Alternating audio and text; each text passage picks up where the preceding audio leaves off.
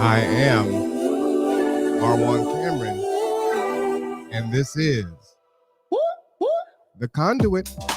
All right, everyone, we've got a special event for you today. Black Lives 360, Black History 2022. We are at the Bainbridge Island Museum, and oh man, do we have a treat for you today. So we are going to be coming to you every Friday in the month of February, Black History Month, to highlight different artists, their work, their stories. We'll talk about art and what it means to us. So we hope that you will Friday. Let's go ahead and check in. My co-host is Sabrina. Sabrina, say hi to everyone.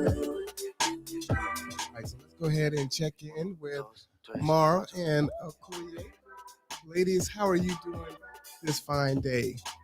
We are doing fine. Thank you, Mr. Marwan. This is such a wonderful opportunity to celebrate not just our life and our legacy, but also those that have given their lives to our entire nation and beyond. Today, we are honoring the life and legacy of Miss Rosa Parks. It is her birthday. We're here to celebrate. We are here sipping tea and talking it up. I'm here with Miss Marva Jones. And Marva, tell me a little bit about some of the things that you do. Well, I'm Marva. Marva Jones, and I'm an early childhood educator, and I've worked with kids for probably over 40 years in this area of Kitsap County, Bremerton, Silverdale, Bainbridge Island, North Kitsap area. So that's the work that I have done. And I've also done work that stand up for people's rights and helping children to also stand up for their rights. I've written plays. I have started a group called Rites of Passage that help young students learn about things in the community and learn about themselves. Also, I've done things such as Christian education programs, such as Vacation Bible School. Um, I've done a lot, Miss Karen. What about STEAM? Oh yes, also was able to write a program called STEAM, STEAM. Most people take the A out and say STEM, but I feel that art was so important that I put the A back into it. And so today, this is an example of what art can do for children and adults. So today, we're going to be focusing on a wonderful artist named Cory Bennett. And so hopefully you will come visit the Bainbridge Island Museum and come see a lot of his work. It's amazing. No, thank you, Marva. Well, let's talk a little bit about Miss Rosa Parks because we want to honor her life and legacy. So, how important is it for you to advocate for what is right? Well, Rosa was one of many examples of standing up for her rights and her beliefs. And I'm sure it wasn't easy for her, but I would like to say to young people and all of us to stand up for your rights when you believe that you're right, that you can advocate for yourself. And then mothers, fathers, advocate for your children as well. And so I believe that's what Rosa stood for in this picture. And I love how Cory wrote the word freedom. It was her freedom right to be able to stand up and say, I'm going to sit here today. But what I love about this picture is that the images and colors that he used. And so hopefully today or someday you'll be able to meet this young man, Cory, because he's local in the Kitsap County. Nice. You know, I'm looking at the work that Cory has done, which is beautiful. It's so beautiful and it's so amazing, but it draws you in to not only what is happening, but the mediums that he used and how he begins to communicate some really tough issues to deal with through his art. Yes, he did. And what Those of you that can see it, the dress is black and white, but what he did was he used fabric. So, and not only fabric, he used spray paint. He also used just regular paint, and then he put newspaper print and on this picture, on this canvas. Just amazing to be able to do all of that, to bring forth an image that we all can admire and learn of Rosa Parks' history. You know, one thing that I really admired about this is, as you spoke about her, how he integrated the colors within there as well.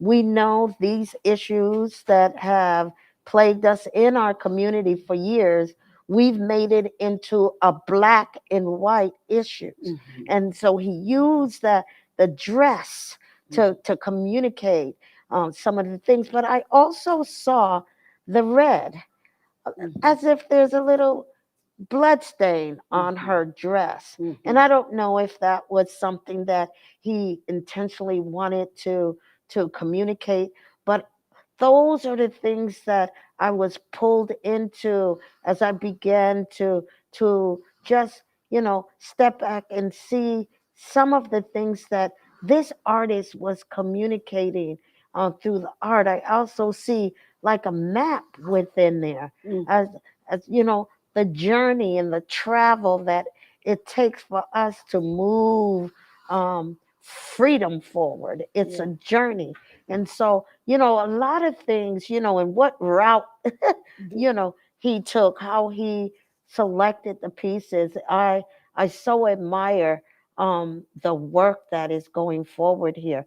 And we're able to talk about some tough issues. Mhm. And art is really breaking down a lot of those barriers, Mhm. that we be able to talk and have a dialogue about what's going on, even in our community and our nation and across the globe, when it comes down to justice, when it comes down to equity, when it comes down to our civil rights and our human rights, to be able to communicate some of that.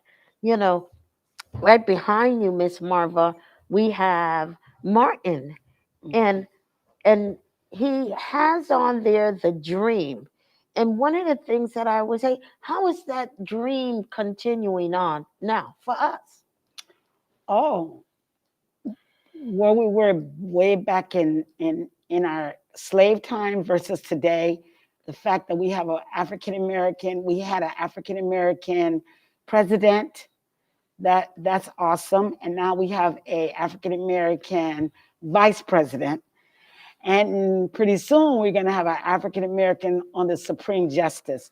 So I think there is movement, may not be as fast as I want it or you want it, but we have to stop and celebrate those historical events or happenings in our communities because it is a change.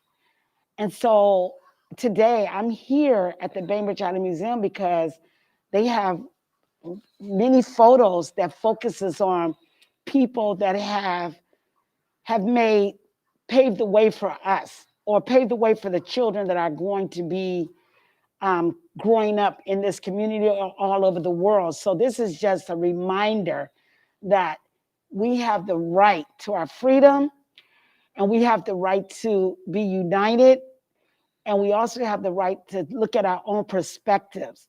But through that, we have to remind our children that it's about respect, that it's about compassion, it's about love, that we have to be a part of giving back to the community.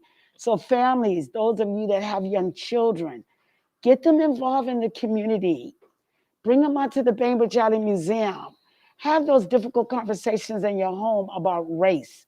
But through it all, show love one to another. You know, over here we have President Kennedy and his son. We're looking at the contributions that all of us have made, Yes, and those that have yes. laid down their life to be able to stand for justice and stand for truth and Mhm. stand for what is right. it's important that we have these conversations and we don't just make it about a race or a color, Of course. but we are talking about those things. We're talking about our own humanity. And what does that even look like? You know, when we can come into a beautiful space um, like the Bainbridge Island Museum of Art, which has been welcoming us to do the work of equity and the work of being inclusive and breaking down those barriers Yes. and really building Mhm. community. We have built community here in this space. They have been a catalyst for our entire county to be able to come together, to fellowship, to Yes. celebrate one another. They I recall when they was building this center, I was working on the island at the time. And I can say the last 5 years, I can recall and remember how every February during Black History Month, they open their doors and welcome us with the love and compassion to be able to share our culture with everybody. And there was events here. We had dance. Yes. We were able to have poems that people or young people had written and shared that. We had music, and I remember we were just dancing to the beat of our feet. We were in our African garb, Yes. and Bainbridge Island Museum opened those doors for us to flow and to feel that freedom and be united with other cultures Yes. and just express ourselves every February. I recall for the last 5 years Yes. that they have done something to celebrate our culture and Yes. others that helped us in this Yes. process. So I would like to say thank you, Bainbridge Island Museum, for your love and your compassion and your respect to who we are as people. Yes. You know, I had a conversation with Cynthia Sears years Oh, ago when we were working on the events committee, when we were laying the foundation and building and doing outreach for what we see here today. And I can remember she was working on some wonderful programs in um, I think it was in California with mm, Lamar Burton that does the Reading Rainbow, you know, mm, talking about racial issues, talking about breaking down these barriers. And that thing has stayed with me because she has continued that work and being a catalyst for equity in so many ways. Upstairs, our next tour, we'll be doing mm. her book arts, and they are amazing. The stories that they tell and how they prick our hearts to be able to think Mhm.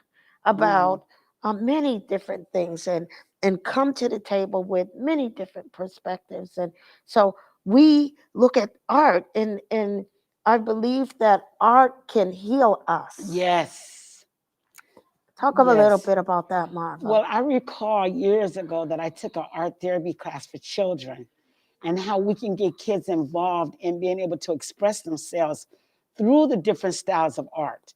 And it's art is you can do it in so many different ways. You can be creative, and there's no wrong. That's what I love about it. You can, as a child, as an adult, just when you're feeling sad, when you're feeling discouraged, just pick up a pen and paper or some markers or crayons and begin to just draw. I think sometimes we forget how important art is. We might listen to our music, we might write, use writing as a way of grieving a loss. But if you just use a little bit of art, it's expressive. And I think that a lot of kids can benefit from this, being able to express themselves not just in music, but also in art and using different colors. And what I always tell people, I love colors. Colors make me happy. So if I'm feeling sad in the morning, I know to wear something yellow or something orange, something that can cause not only me to feel good, but other people to see the color and say, wow, I feel better today. That color really shines. That person might say to me, I wouldn't wear that color, but the fact that you worn it, it made me happy.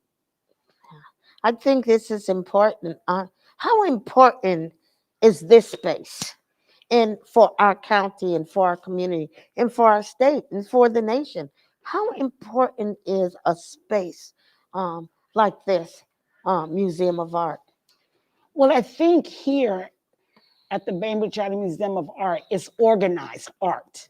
Yes. And it's different styles of art. And it's not of just one color. We have a section that is that Cory has created through his imaginative skills on focusing on African Americans. But if you come in, you will see other types of art. You will see art that people have used their creative juices to create baskets or images using wire. You will see people making toothbrushes using natural wood. They have so many different styles of art flowing in this building.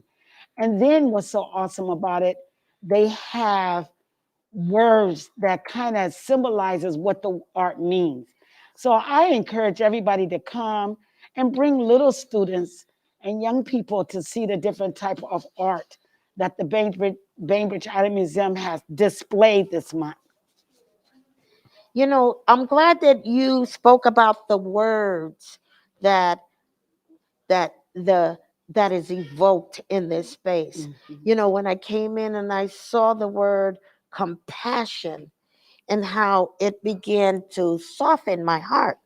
You Mhm. know, you can read a word, and words have power. Words have power. Word have power. And then I saw love, and Mhm. I said, wow, you know, these words are evoking something out of me, you know. And then I saw perspective. Mhm. So I'm looking at, you know, it is about our perspective on things, and perspective is important because I might see things a little bit different than you do, Miss Marva.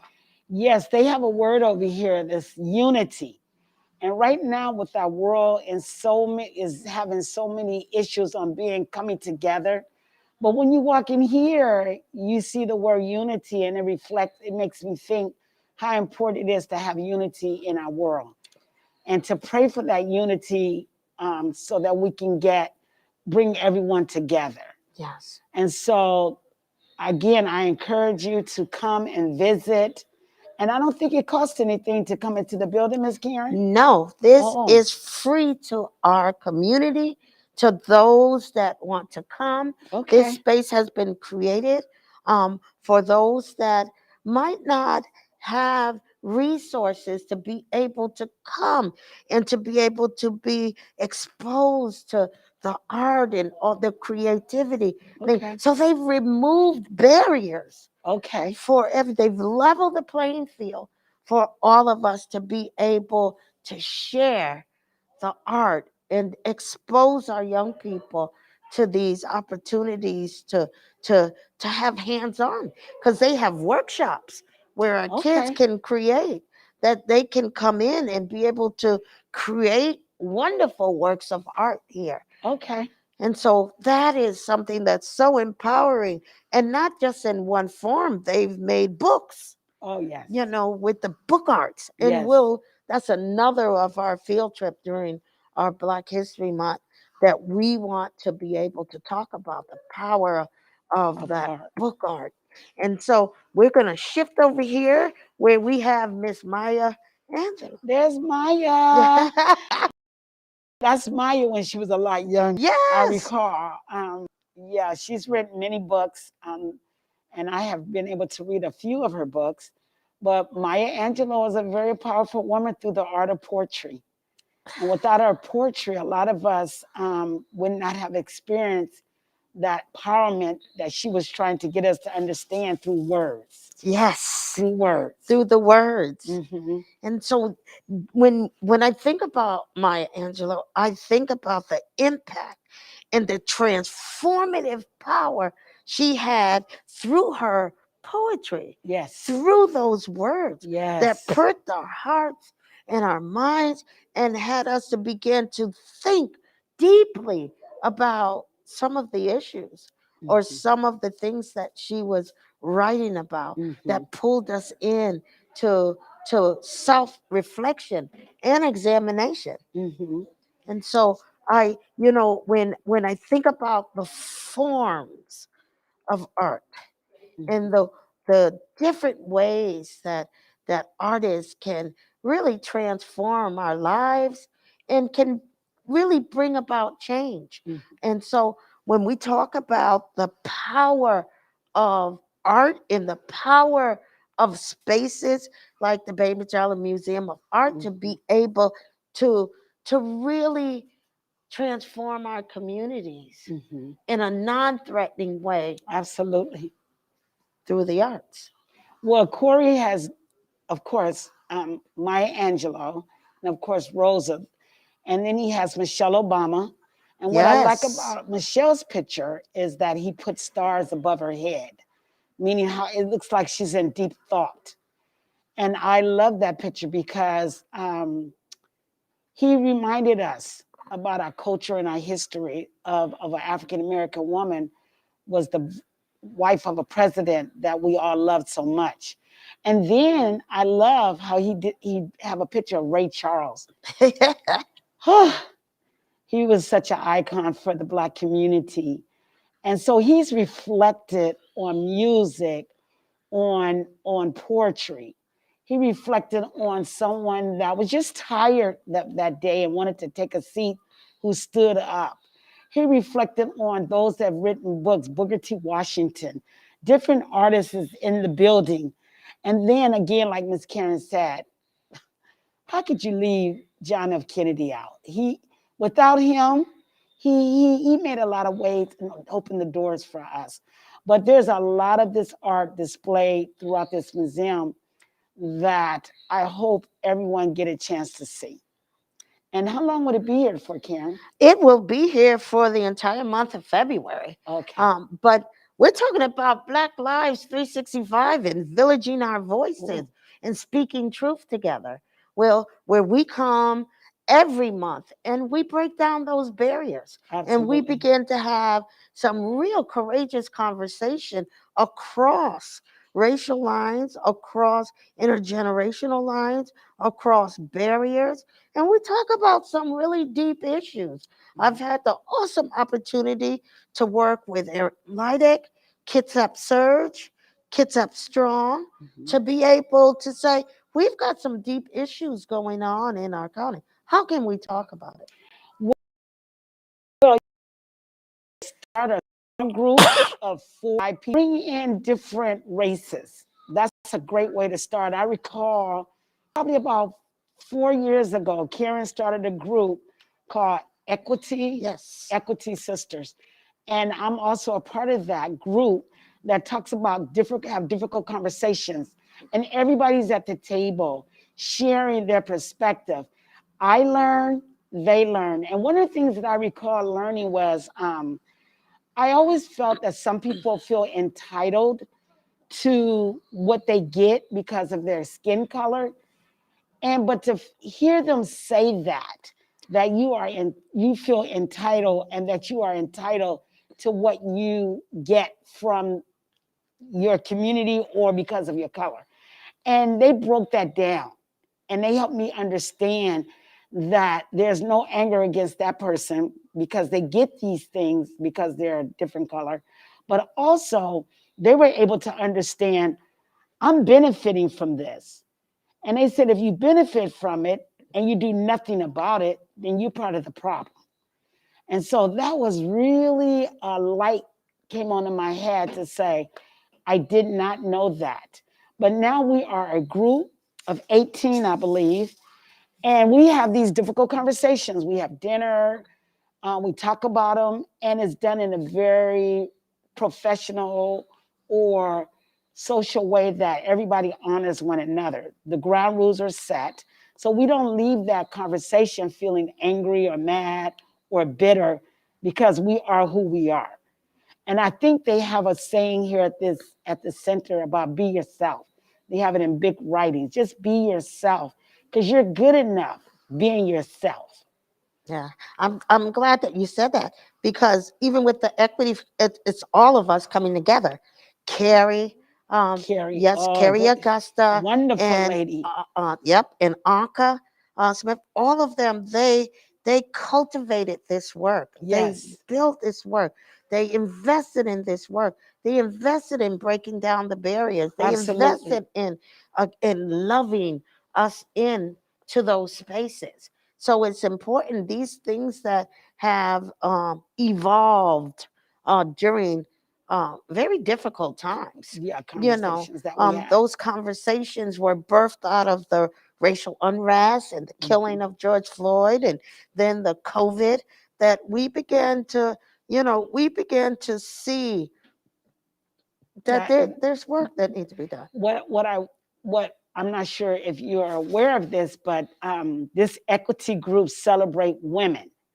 Not only women, they celebrated young girls during the winter break. Yes. Everybody wore their mask. Everybody was, I just want to say, was tested to be sure that there was um, that everybody was not, no one was positive Yes. with the COVID, but they crowned every young girl with a beautiful, expensive crown to let them know that you are worth more than what you think. It was just a beautiful ceremony that they had for young women between the ages of 12 to 18. And it was 12 young ladies that they did a conference with for 3 days. But not only that, Carrie was also, and the equity team, helpful in celebrating women. They don't even have to know you. Their desire is to celebrate women. And I believe that we need to do more of that. And how do we celebrate women? Just honoring their birthdays or remembering their birthdays. Or we have an email that goes around that that everybody have email and talk about issues that are going on in the community. And so then when people find out about it, we text everybody. Everybody knows that we know to pray. Not only to pray, that we come together and have those discussions about it. Yeah. So it's an ongoing thing that you can do with just about 4 or 5 people. And I'm sure if you sowing love, it'll grow. Do we have a guest here with us? No, we don't, but there's also Mildred Bailey next to Ray Charles there. Oh, well, let's talk about that for a minute. We want to feature Miss Mildred Bailey. Mildred, okay. Yes, and I think they have her spotlighted there. And let's talk about the unknown history, because many of our stories have not been shared. Oh, of They've been course. hidden, and a lot of them have been erased. And so when I say Mildred Bailey, I said, well, who was she? What did she do? We don't know, because many of our footprints have been erased. But Absolutely. now it's time that these things are taught in our school districts.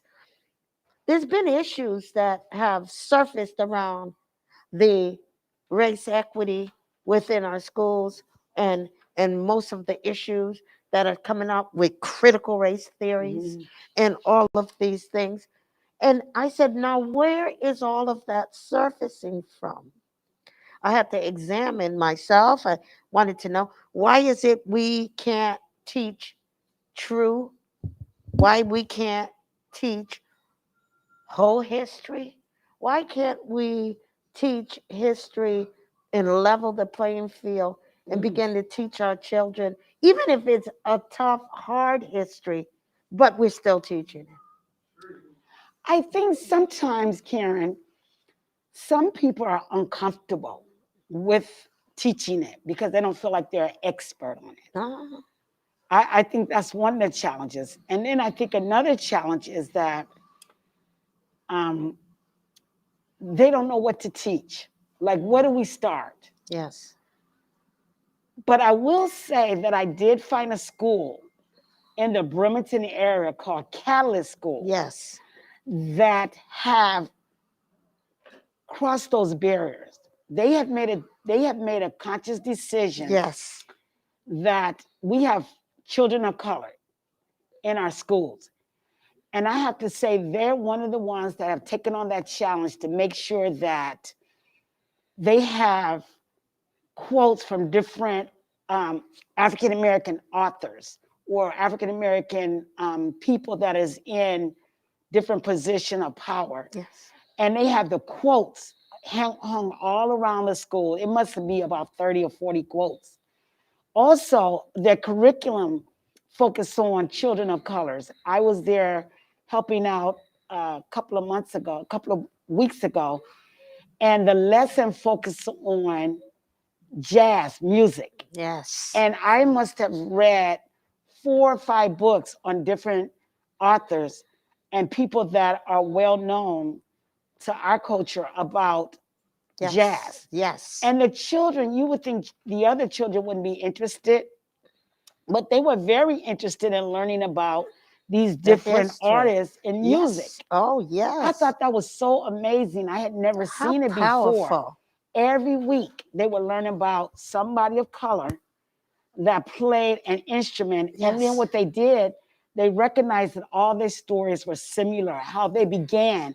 And when they grew up and became famous, Yes. then they came back to the community and gave. And gave back. And so these children was learning this. And not only that, they talked about weavers, people that were instrumented in weaving Yes. baskets Yes. and clothing and where the cloth was made from and the How kente cloth. beautiful. So this school, when you walk in their school and you go downstairs to their cafeteria, they have a giant picture of that was created from a Black artist in the Yes. community Yes. that when they walk by, everybody sees it.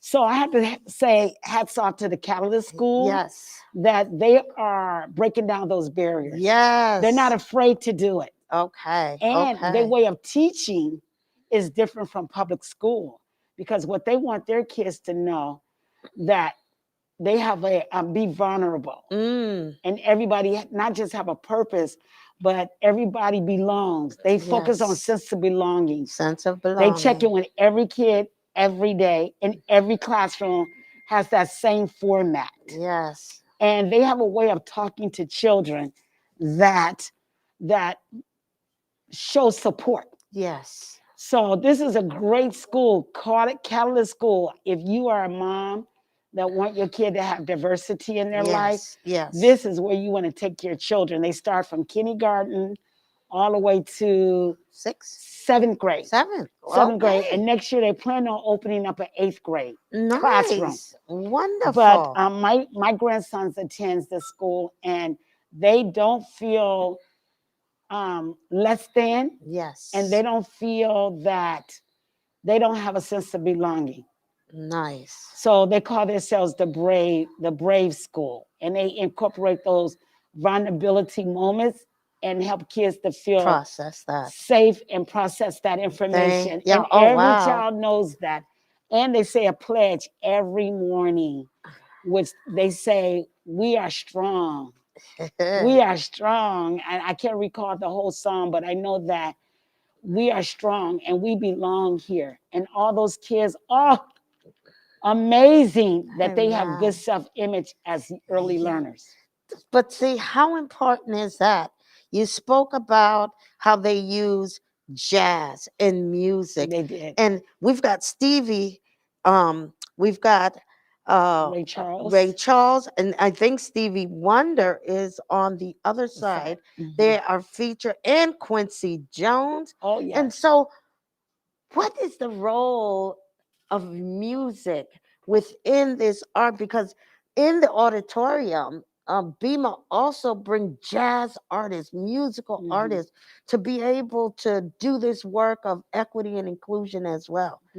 And so as we look throughout this month, we're going to be honoring, we're going to be celebrating, and we're going to look at how music and how art and how poetry and how those things have really helped us to move forward with some of the most challenging issues around race. Well, when I grew up in Ohio, Cleveland, Ohio, and I know dance was such a large part of our community.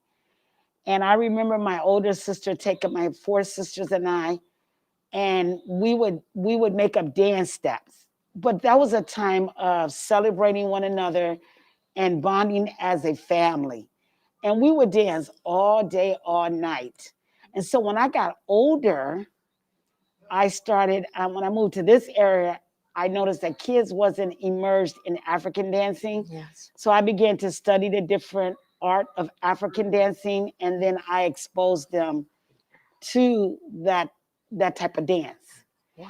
And not only the art of like writing plays and having kids perform in plays, that's another way of art, getting your children involved in art. And I would take kids from the community.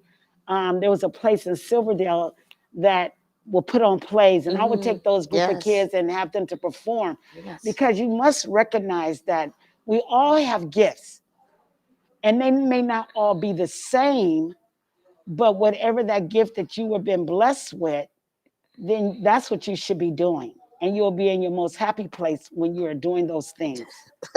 I'm glad you said the happy place, because I truly believe our happy place comes through art, music, dance, creativity.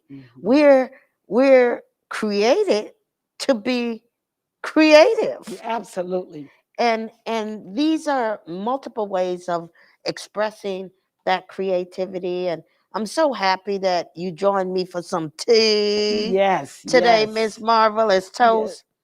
And we're toasting our Black History Month celebration. At the end of this month, we have our community celebration on the last Sunday, the 27th, here at Bema. We'll be doing a virtual, and we also will be doing community engagement pieces.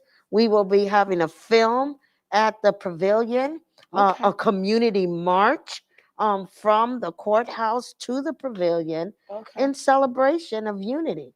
And so we just want to continue to celebrate with Black Lives 365, villaging our voices together for the entire 2-2. And our theme this year is truth and reconciliation. We're Okay. honoring the life and legacy of Bishop Desmond Tutu. Okay.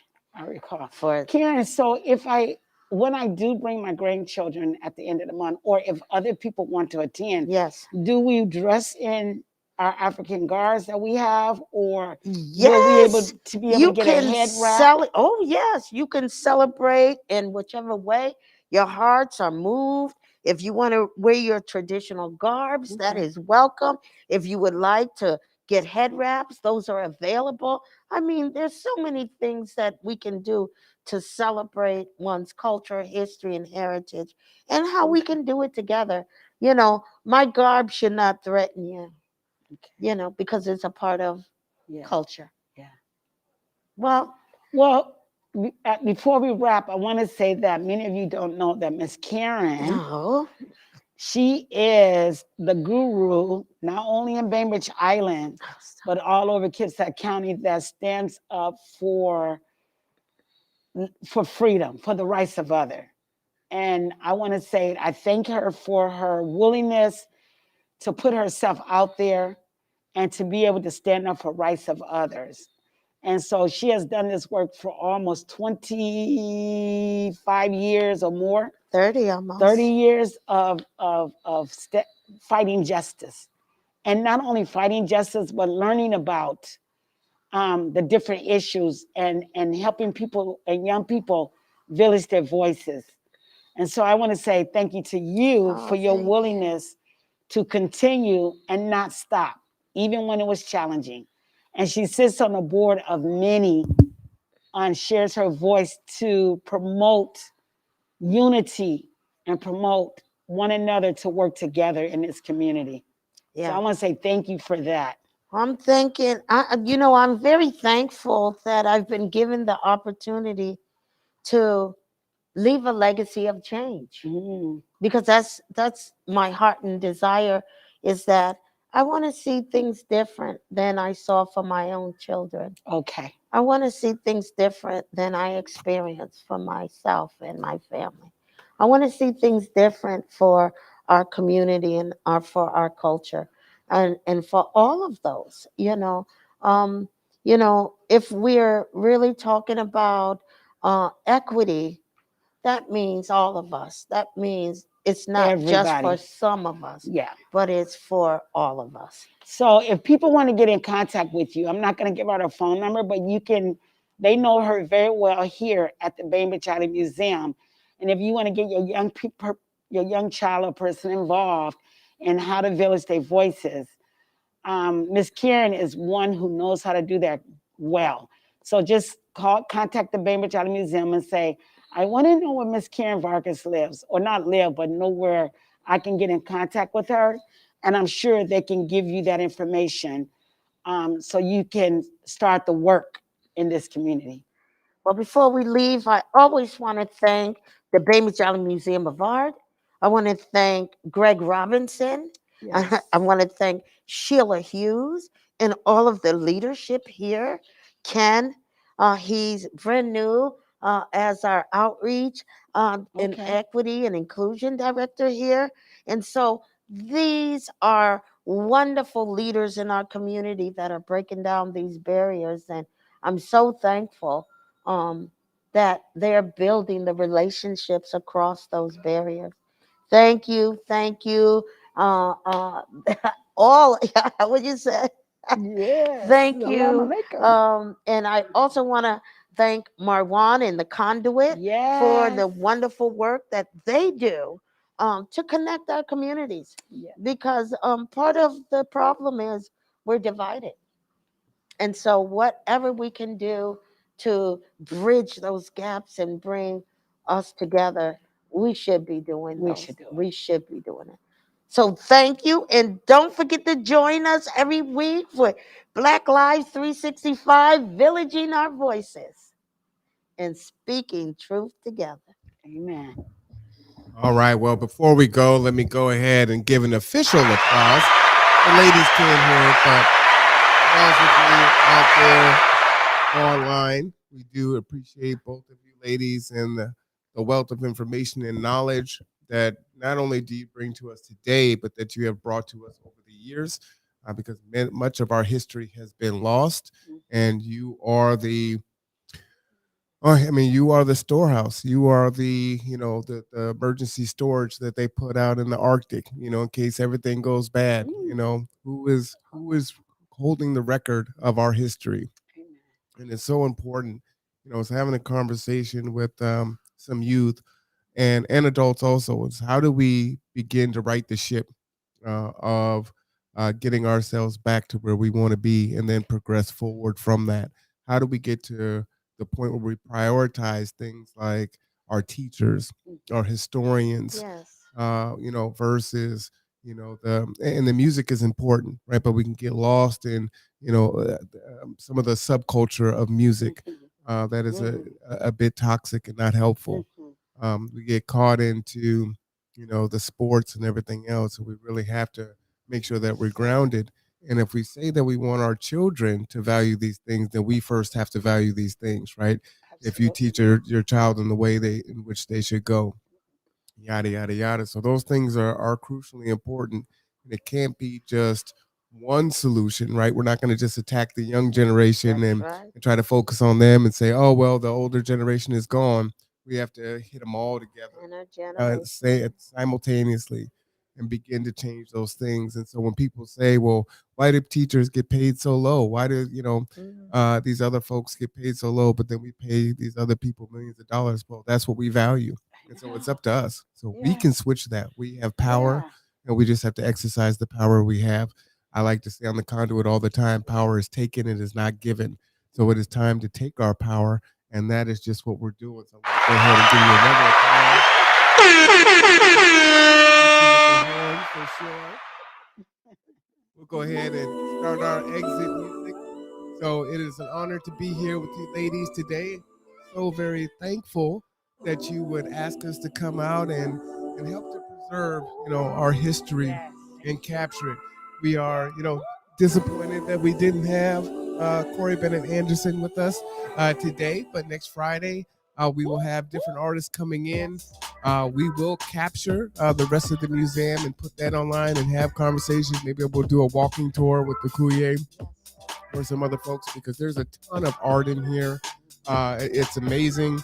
And as you can see, the ladies are just sitting with a hot cup of tea. Man, what better way to go on a Friday afternoon? So, yeah, good stuff going on.